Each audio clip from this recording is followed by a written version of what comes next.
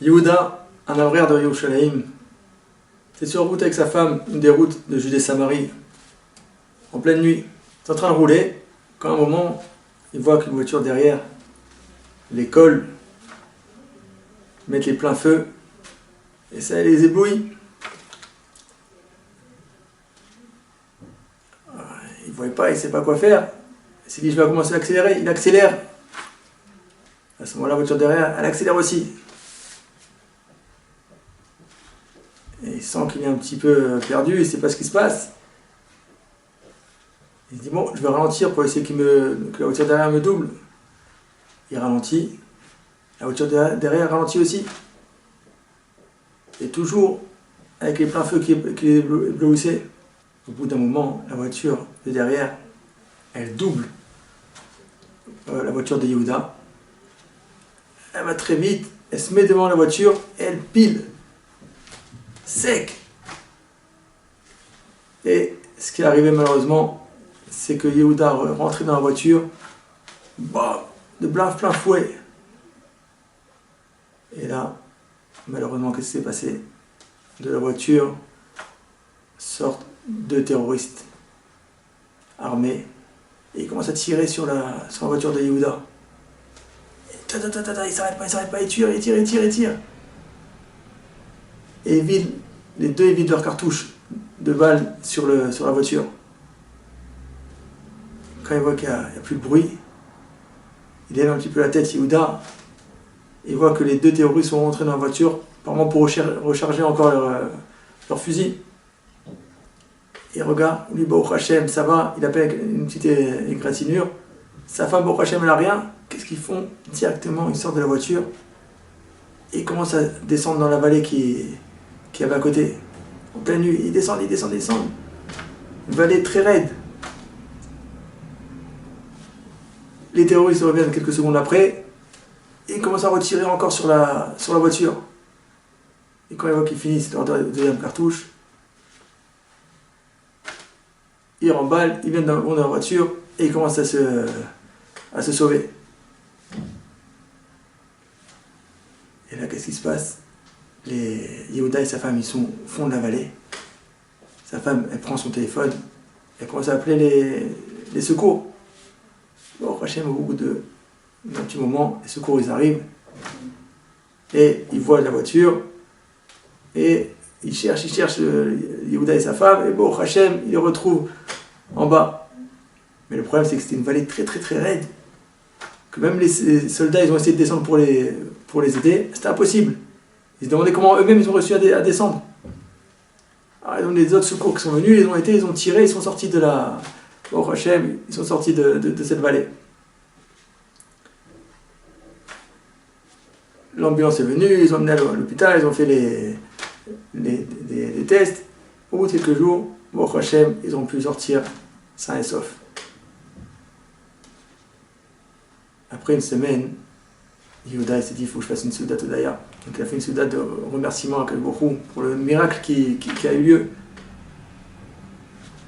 Et il prend une salle, traiteur, il fait une grande souda, et il invite aussi le sergent de l'armée qui était là, de toute la région où il y a eu l'attentat. Et il se lève Yehuda pendant la souda, et il raconte les miracles qu'il y a eu. Comment tout s'est passé, comment Baruch Hashem, ils ont pu sortir de la voiture sans que les terroristes les voient, ils ont pu descendre, se cacher, et comment ils se sont retrouvés en bas, comment même les soldats ils n'arrivaient pas à descendre, il a fallu que ce soit des secouristes qui viennent les sortir. Et bon, Hachem, en plus de ça, ils ont retrouvé les terroristes. Donc il était vraiment très content, il a remercié Akadosh Baruch Hu. Maintenant, avant qu'il finisse son discours, Yehuda, le sergent de l'armée, il dit, il faut que je prenne la parole moi aussi. Il dit, ouais, qu'est-ce qu'il y a? Il parle, il dit, regarde, ça c'est de beaux miracles que tu as racontés. Moi je vais te donner un autre miracle encore. C'est que sache que l'endroit où ta femme elle a appelé les secours, c'est un endroit qui est connu de toute cette partie, il n'y a pas de réseau de téléphone là-bas. On ne sait pas comment elle a réussi à appeler les secours. Là-bas, on sait qu'il n'y a pas de réseau, et encore plus dans cette vallée profonde. C'est un miracle. Et là, Yehuda, il se lève, il lui dit, je vais te dire, bon, Hachem, c'est vrai que c'est un grand miracle, mais je ne suis pas étonné de ce miracle. Il dit, ah oui, pourquoi? Et devant tout le monde, il leur dit, j'ai étudié au kollel, et j'ai institué dans mon kollel que personne ne rentre avec son téléphone. Que ce soit pour la Gdusha du Beth Knesset, pour la sainteté de la synagogue, ou pour pas que ça nous dérange dans le Limud Torah, dans l'étude de la Torah. Et à quel moment on a vu qu'il fait Mida Kenegel Mida, qui se conduit avec nous comme nous on se conduit avec lui. De la même manière que moi, Baruch Hashem, j'ai voulu faire attention à ce que ce téléphone, il ne vienne pas nous perturber, à quel moment il a fait que ce téléphone, dans un endroit où ça ne peut pas capter, il puisse marcher pour qu'on puisse appeler les secours. Et là, il remercie Akadosh Baruch Hu. C'est un grand moment de Kiddush Hashem. Le dernier verset de Parashat Béa nous dit Et Shabbatotai tishmoru migdashi tiraou ani Hashem. Mes Shabbat, vous observerez, vous craindrez mon sanctuaire, je suis éternel. C'est Sefer Yereim.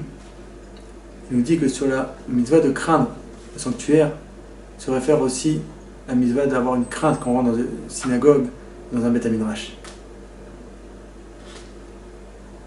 À chaque fois qu'on va se comporter avec Gdusha dans le Beth Knesset, à chaque fois qu'on va s'empêcher de dire des paroles profanes, d'après Sefer Yereim, on a accompli une mitzvah de la Torah.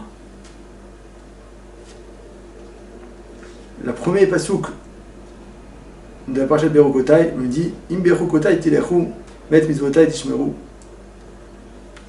Là-bas sur ce pasouk, Rashi nous dit que c'est Tiyu Amelim Batorah. C'est quoi être Tiyu Amelim Batorah? C'est d'étudier la Torah, de se fatiguer pour étudier la Torah. Maintenant on voit, hein, comme dans l'histoire qu'on vient de raconter, combien quelqu'un qui a fait attention à que dans son kollel, on ne s'interrompt pas dans le limoun à cause du téléphone. Combien il fait attention à ne pas rentrer dans la synagogue avec un téléphone. Et là on parle de téléphone cachère, on ne parle pas des téléphones comme le iPhone, le Alenu, que même en dehors de la synagogue, il ne faut pas l'avoir sur soi. Rav Shumolevitch, il pose la question. Il dit que Rabbi Akiva, après avoir fait 12 ans d'études, il arrive chez lui pour rentrer à la maison, il entend sa femme dire à sa voisine qu'elle serait prête encore à le laisser encore 12 ans. Qu'est-ce qu'il fait Rabbi Akiva? Il fait demi-tour et repart directement à la yeshiva pendant 12 ans. Après 12 ans d'études, Rabbi Akiva rentre à la maison quelques secondes, dit bonjour à ta femme, raconte-lui ce que tu as fait pendant toutes ces années, et repart. Pourquoi tu repars directement, même pas tu fais un petit bonjour? Il répond Rav Shumolevitch que 12 ans plus 12 ans, c'est pas 24 ans. Quand il y a une coupure entre les deux, c'est pas 24 ans. Quand quelqu'un veut faire des pâtes, il met le à bouillir. Et le temps que ça boue, le temps que ça prend. Maintenant, si toutes les 5 minutes, il baisse le feu, il éteint le feu, jamais son eau va bouillir, même s'il laisse des heures sur le feu son eau. Pour que ça boue, il faut que ce soit continu. Pareil pour le Limud Torah. Berokuta et Telechou, qu'il faut avec fatigue, il faut se donner pour étudier la Torah. Mais si on rentre dans un endroit où on va étudier la Torah et qu'on commence à faire des Dvarim Betelim, à dire des paroles profanes et s'interrompre dans les Limud, ça donne rien. Maintenant, comment est-ce qu'on fait? Des fois on n'ose pas, on arrive au Beth Knesset, on arrive à la synagogue et les gens ils viennent nous parler. On a honte un peu de dire non. Le Rav Dessler, il me donne un conseil. J'ai entendu que comment est-ce que le Rav Dessler a arrêté de fumer? Un jour, quand il a vu que c'était pas bon pour la santé de fumer, qu'est-ce qu'il a fait? Il était voir tous ses amis, tous ses élèves, tous ses rabbinim. Il dit, tu sais, j'ai arrêté de fumer. À tout le monde, il dit répéter, j'ai arrêté de fumer. Il dit, mais pourquoi tu me répètes ça sans cesse? Il dit, non, parce qu'au moins le jour où je voudrais prendre une cigarette, je vais avoir honte. Pendant des jours, je vous ai répété que j'ai arrêté de fumer. Là, vous allez me voir avec une cigarette. Pareil. Il dit pour chaque midot, chaque trait caractère ce matin, même, on dit aux gens autour de nous, voilà, à partir de maintenant, je ne parle plus à la synagogue. J'arrive à la synagogue, un endroit c'est pour prier. Le Beth Midrash c'est pour étudier. Si on répète ça à notre entourage, alors ils sauront que nous on ne parle pas. Et si on va parler, on aura honte de parler pendant la synagogue. Alors Béat Hachem, on espère que très bientôt on puisse retourner dans les synagogues, au Beth Midrash. Alors Béat Hachem, qu'on montre à Hachem, qu'on lui montre combien nous ont manqué les synagogues, combien le Beth Midrash nous a manqué, combien de s'asseoir, étudier et prier, ça nous a manqué d'être dans un endroit de Gdusha. Alors Béat Hachem, qu'on prenne sur nous de faire attention à la sainteté du Beth Midrash, afin de mériter la Géoula. Amen.